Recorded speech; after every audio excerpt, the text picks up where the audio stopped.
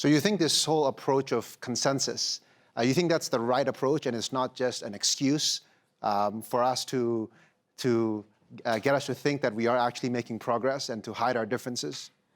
No, I think it's we sometimes criticize it as the fact that then you go to the lowest denominator, you go with the slowest or the most conservative or the most careful. But in fact, I think in the ASEAN formula, we did originally begin with consensus and interpreted it as 100% consensus.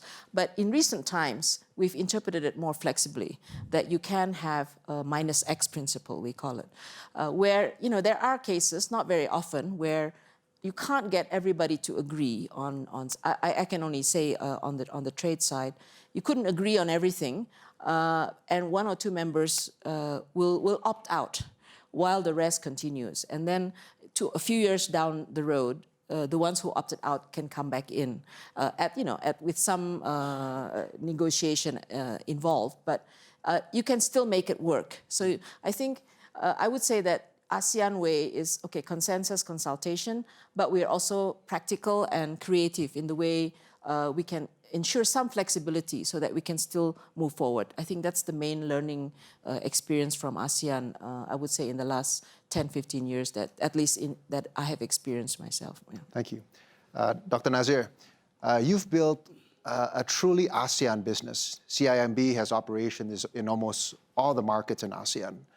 What has been your reflections of doing that over the last decade?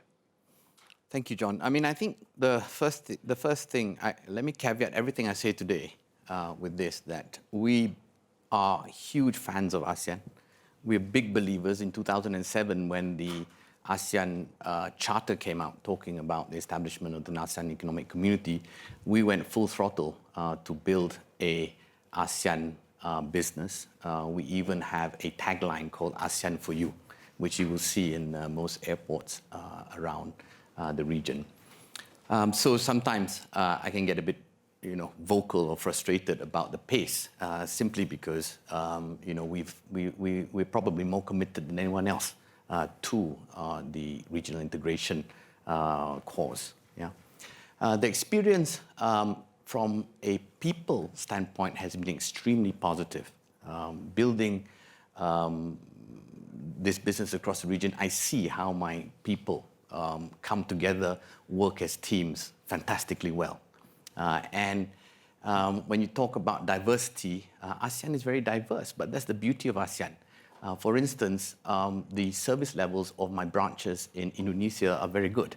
So I get the Indonesian branches to teach the Malaysian branches about service, for instance. And the other thing I would say is, in building a regional business, you cannot take it for granted either. So a lot of work has to be done to kind of create this sense of common identity, as in you're part of an ASEAN business. And here I draw some parallels to the kind of lack of activity to build the community across the region as a whole.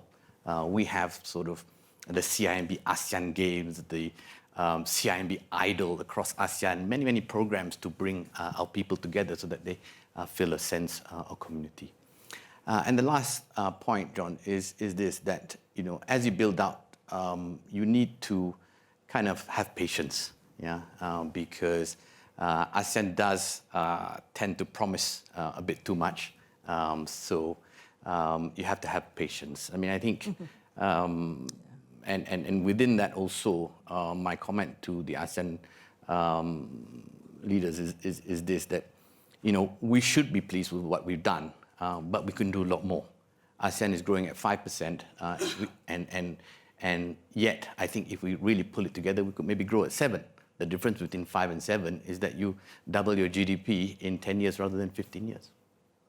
Some have said that ASEAN has always been led by businesses, expanding throughout ASEAN, even before the real sort of regulatory framework is there.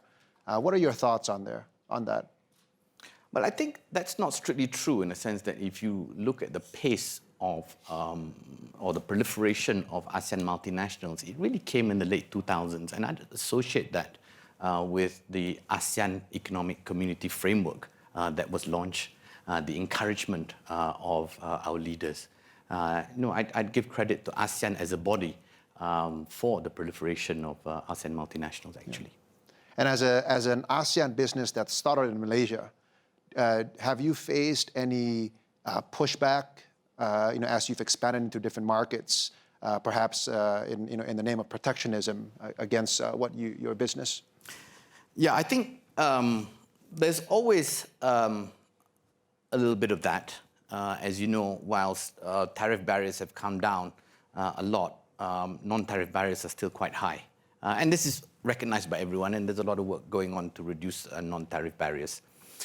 In terms of nationalism, I think you have to accept a degree of nationalism. Everybody does. Everybody instinctively looks after their own tribe first. But what I would like to see more of is a recognition that, if my nation or my national comrade doesn't win, I'd be happy to have an ASEAN comrade win. And this is where I always argue. If I talk to an Indonesian, I ask the question, are you happier, assuming none of the Indonesian banks win a project, are you happier if CIMB wins or HSBC wins? That's a big question, right? And the answer? And if it's an ASEAN community, if the ASEAN community spirit were real, they would prefer CIMB.